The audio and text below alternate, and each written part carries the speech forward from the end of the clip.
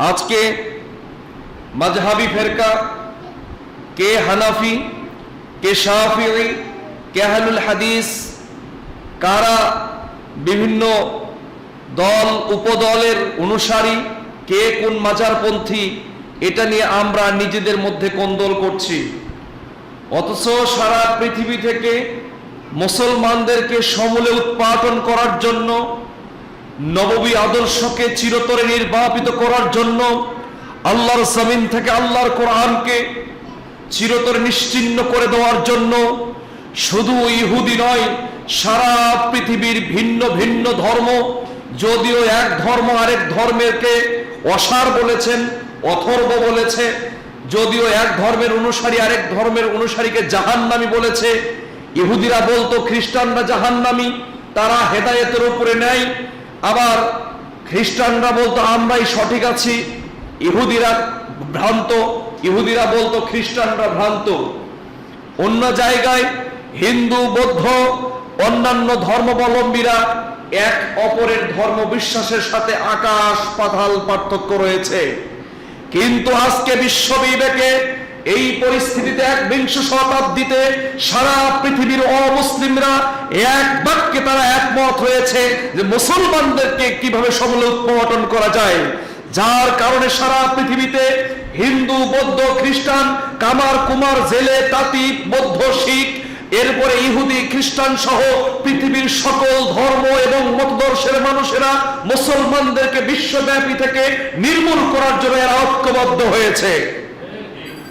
বই পুস্তক, শিক্ষা দীক্ষায়, কাগজে কলমে, আকাশপথে, স্থলপথে, স্থলপথে, ইন্টারনেট এবং কি তাদের মিডিয়া হাতে কলমে যত ধরনের প্রচার মাধ্যম রয়েছে, সকল মাধ্যমে মুসলমানদেরকে তারা সমূলে উৎপাটন করার জন্য ঐক্যবদ্ধ প্ল্যাটফর্ম তৈরি করেছে। আপনারা জানেন বাংলাদেশে এরকম একটি সংগঠন আছে, হিন্দু, বৌদ্ধ, খ্রিস্টান ঐক্য পরিষদ।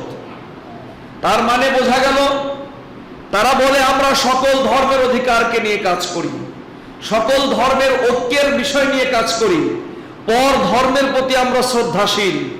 তাহলে আপনাদের এই সংগঠনের নাম হলো না কেন সর্বদলীয় ঐক্য পরিষদ, সর্বধর্মীয় ঐক্য পরিষদ, আন্তধর্মীয় ঐক্য পরিষদ? অথবা নামটা কেন এরকম হলো না হিন্দু, বৌদ্ধ, খ্রিস্টান, মুসলিম এবং অন্যান্য সকল ধর্মের ঐক্য জোট? না, তারা সেটা করেননি। তারা বরং কি করেছেন? হিন্দু, বৌদ্ধ, খ্রিস্টান কল্যাণ ঐক্য জোট।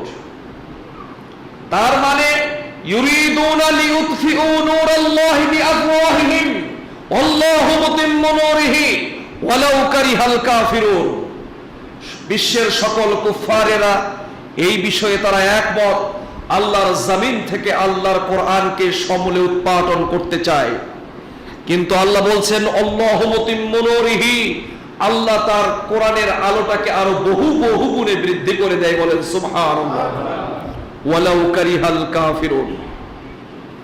কাফেররা যদিও এটা পছন্দ করে না, নবী মুহাম্মদ সাল্লাল্লাহু আলাইহি ওয়াসাল্লামকে স্বজাতির ভাইয়েরা সমূলে উৎপাটন করতে চেয়েছিল।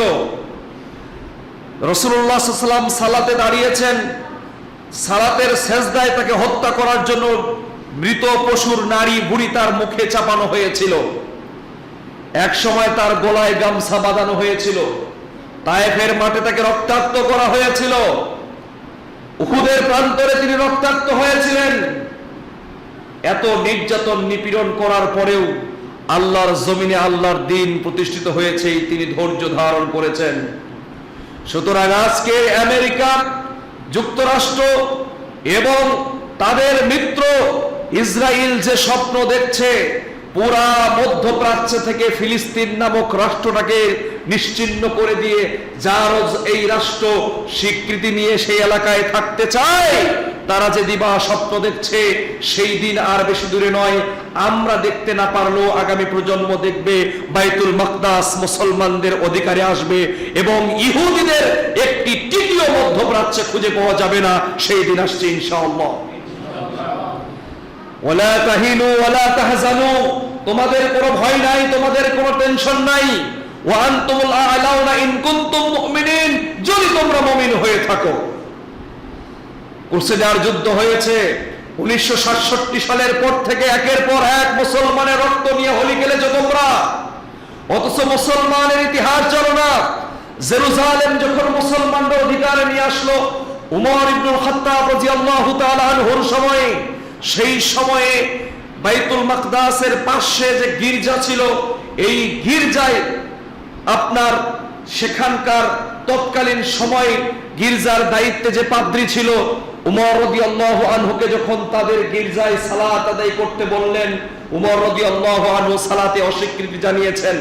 তিনি বলেছিলেন, দেখো তোমাদের এই পবিত্র ইবাদতের জায়গায় আমি উমর যদি আজকে সালাত আদায় করি, তাহলে আমার পরে হয়তো যে কোনো প্রজন্ম এসে বলবে এটা হলো সেই জায়গা যেখানে উমর সালাত আদায় করেছে, সুতরাং এটাকে ভাঙো, এখানে সালাতের ব্যবস্থা করা, হয়তো মসজিদ নির্মাণ করবে।